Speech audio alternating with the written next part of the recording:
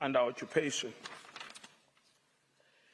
Israel has a genocidal intent against the Palestinians in Gaza. That is evident from the way in which Israel's military attack is being conducted, which has been described by Ms. Hassim SC. It is systematic in its character and form. The mass displacement of the population of Gaza, headed into areas where they continue to be killed, and the deliberate creation of conditions that, quote, lead to a slow death, unquote. There is also the clear pattern of conduct, the targeting of family homes and civilian infrastructure, laying waste to vast areas of Gaza, and the bombing, shelling, and sniping of men, women, and children where they stand, the destruction of the health infrastructure, and lack of access to humanitarian assistance. So much so that as we stand today, 1% of the Palestinian population in Gaza has been systematically decimated since 7 October. These two elements alone are capable of evidencing Israel's genocidal intent in relation to the whole or part of the Palestinian population in Gaza.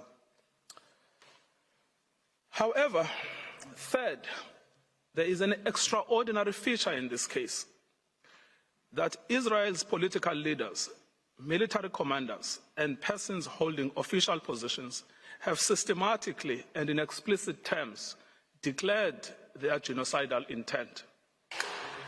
And these statements are then repeated by soldiers on the ground in Gaza as they engage in the destruction of Palestinians and the physical infrastructure of Gaza.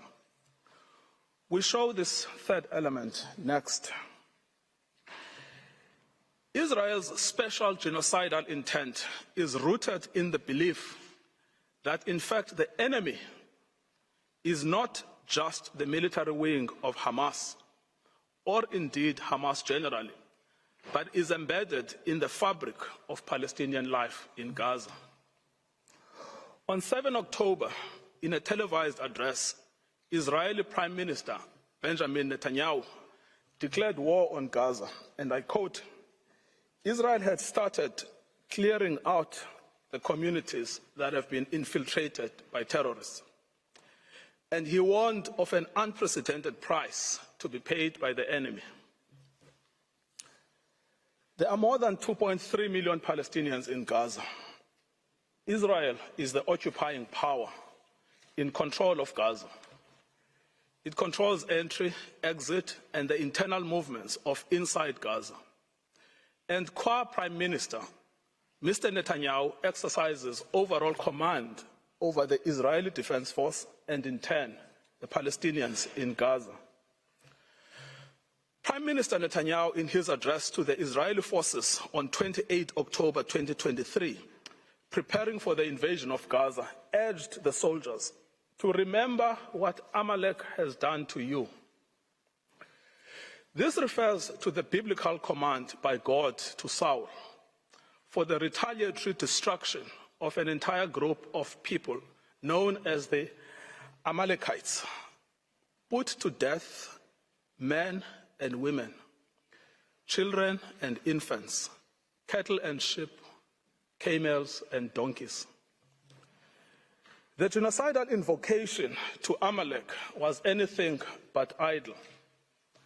It was repeated by Mr. Netanyahu in a letter to the Israeli Armed Forces on 3 November 2023.